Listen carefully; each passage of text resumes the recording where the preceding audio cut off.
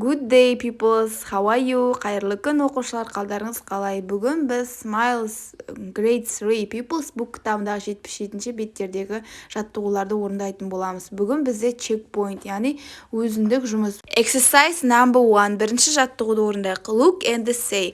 Қара және айт дейді. Көріп тұрғандарыңыздай оқушылар 4 оқушы берілген бізге. Мысалы, Рабби 0-де тұрғанды оқиық. Бұл жерде сөйлем құрауымыз қажет. Яғни спорт түрлерін айтып, мысалға Рабби бұл жерде волейбол ойнап жатыр, Рабби ол волейбол ойнағанды ұнатады деп жазылған ағылшыншасы. Мысалға Рабби likes playing volleyball. Бірінші номердегі қыз ол бізде Анна. Анна likes playing baseball деп жазамыз. Анна бейсбол ойнағанды ұнатады. Екінші бізде Penny likes playing badminton болады. Үшінші бізде Jamie likes playing table tennis. Соңғысы бізде Oscar likes playing ice hockey. Аударатын болса, яғни Оскар хоккей ойнағанды ұнатады деген сөйлем шығады соңғысында. Келесі exercise number 2. Write the times. Екінші жаттығуға назар аударайық оқушылар. Уақыттарды жаз деген, яғни 0-де қарап тұрсаңыздар, мысалда it's 4:04 деген. 4-тен 15 минут кетті деген сөз. Келесі бізде оқушылар 5-те 30 минут кеткенді көрсетіп тұр, 5:30 сағат. Оны біз ағылшынша it's 5:30 деп айтамыз. Яғни half past деген бізде жарты сағат кетті деген, яғни 30 минут кетті дегенді білдіреді. 5 ол бізде сағат 5 деген, яғни 5:30. It's 5:30 дейміз. Келесі бізде екіншісі 1-ден 15 минут кеткен. Бұл жерде it's 4:15 болады, яғни 15 минут кетті деген сөз. 4 15 минутты білдірсе, past кетті дегенді білдіреді. It's 1:15 болады. Exercise number 3. Read and answer. Үшінші жаттығу оқы және жауап бер дейді. Бұл жерде сұрақтар берілген. Сол сұрақтарға біз жауап беруіміз қажет. Бірінші сұрақ. Is green a cool color дейді. Жасыл түс салқын түске жата ма дейді. Яғни cool color деген бізде салқын түс дегенде білдіреді. Мысалға, ол бізде жасыл түс жатады. Яғни yes it is деп жазсаңыздар болады. Екінші бізде what do you like doing in your free time? Сен бос уақытында не істегенді ұнатасың дейді. Немен шұғылданғанды ұнатасың дейді. Мысалға, I like going shopping in my free time. Мысалға, мен дүкен аралағанды ұнатамын бос уақытымда. Немесе I like doing karate in my free time деп жазсаңыздар болады. Немесе мен каратемен шұғылданғанды ұнатамын деп. Үшінші сұрақ бізде what time do you get up on Mondays? Дүйсенбі күндері сағат нешеде тұрасың дейді.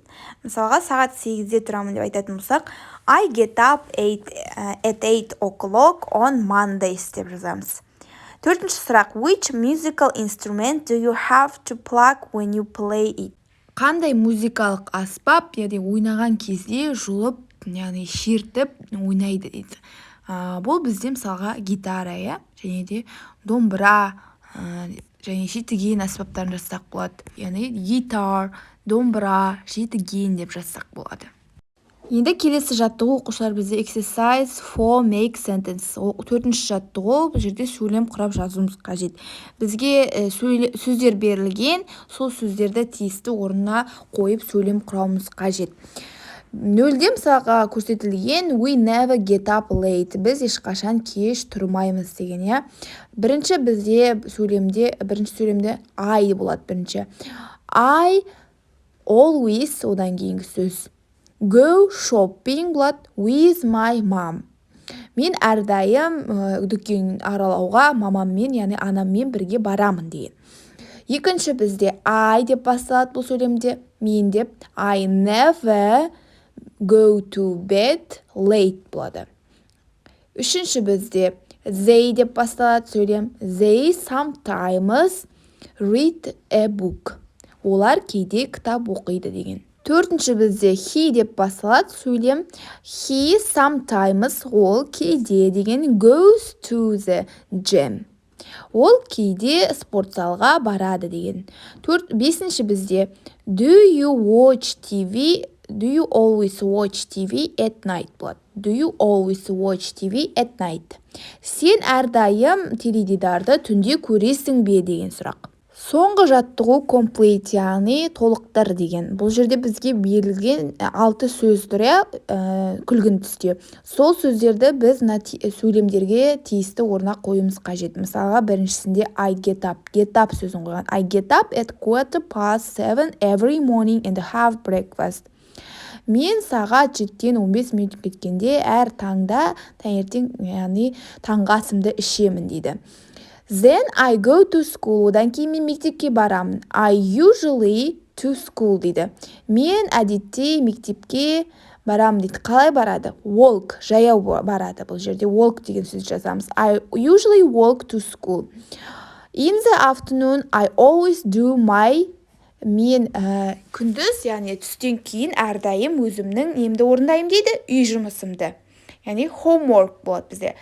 I always do my homework деп жазамыз. Then at 6:30, одан кейін сағат 6-да I go to the with my friends. Мен қайда барамын дейді? Park. Бұл жерде park сөзін жазамыз. Яғни сағат 6-да мен өзім достарыммен бірге паркке, яғни саябаққа барамын дейді. At 7:30 I have, сағат 7-де, яғни кешке 7-де мен өзімнің dinner, бұл жерде кешкі асымды ішемін деген. I have dinner with my family, отбасымен бірге. Then I sometimes watch TV or play computer games. Одан кейін мен кейде теледидар қараймын, немесе компьютер ойындарын ойнаймын дейді. I go to, бізде bed болады. I go to bed at 9:45. Сағат 10-ға 15 минут қалғанда мен төсекке жатамын дейді, яғни ұйықтаймын дейді. Оқушылар, осымен сабағымыз аяқталды. Бүгінгі сабақ сіздерге ұнаған болса, лайк басып, комментарий қалдыруды ұмытпаңыздар. Каналыма тіркеліп кетіңіздер, қоңыраушаны басыңыздар. Алдағы уақытта сіздерге жаңа видеолар, жаңа сабақтар түсіріп салатын боламын. Сондықтан да каналыма тіркеліп алыңыздар. So see you next time. Goodbye, students.